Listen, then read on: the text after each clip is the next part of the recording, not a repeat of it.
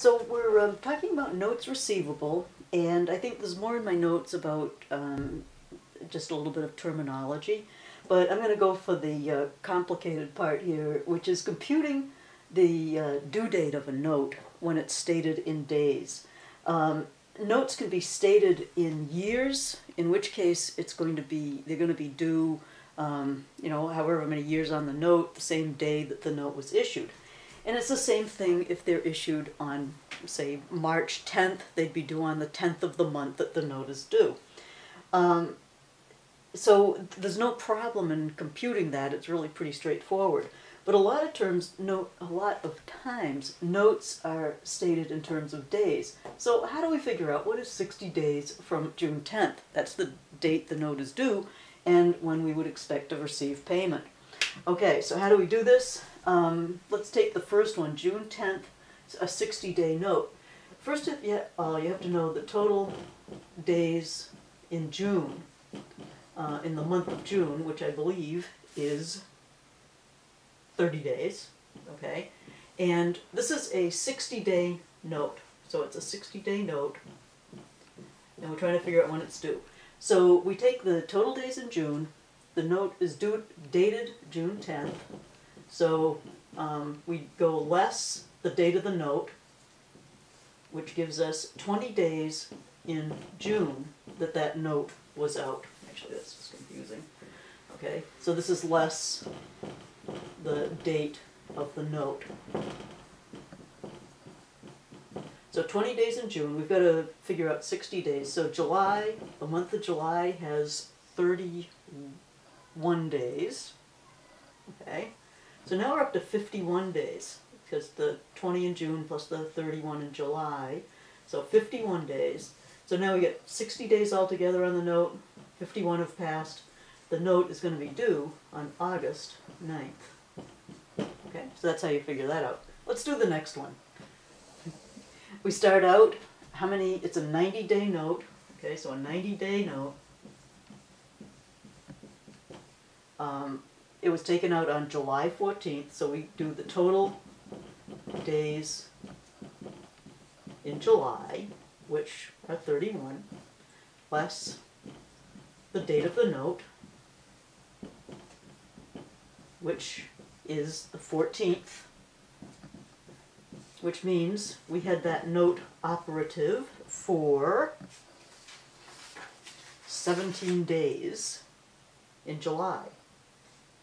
Okay, we got to get up to 90, so we know it's going to be out all of August, and August has 31 days, and it's going to be out all of September to get it, because we're not anywhere near 90 yet, and September has 30 days. So if we add that up, we're up to 7 and 1 is 8, 78 days that we've accounted for, and so the due date of the note will be 90 minus 78, which is 12, October 12th.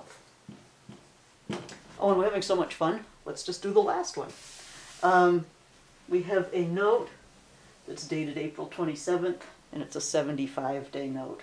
Okay, so we got to account for 75 days. Okay, so we do the days in April, total days in April. And you have to look at a calendar to do this. I wouldn't expect you to remember all the months of the year. So the total days in April would be 30. Date of the note is 27.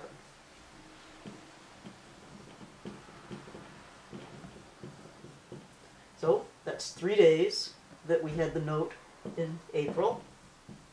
We're going to get up to 75, so we know it's going to be out all of May, and probably all of June.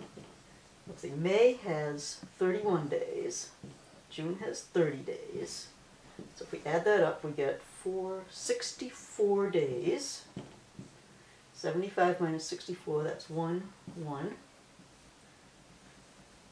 and so that due date of that note would be July 11th.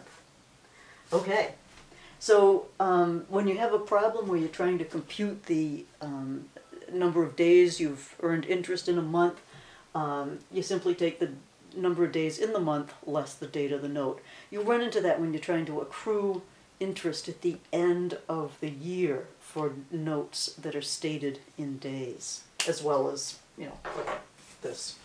All right, I'm going to do a quick review of computing interest before we get to recognizing notes.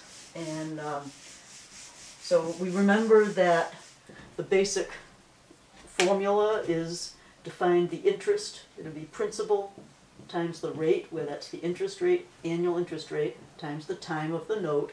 And that's going to give you interest. And in this case, these are notes receivable. It'll be interest revenue. Okay? So if we had a $1,000 note, and that's the principal amount, and we're dealing with a 4% interest rate, and it was a 1-year note, times 1 would give us the amount of interest on that, interest revenue. The proceeds, let's do a couple of columns here. The proceeds on the note refers to the amount that we're going to collect, and that would be the principal of 1,000 plus the interest revenue. Okay?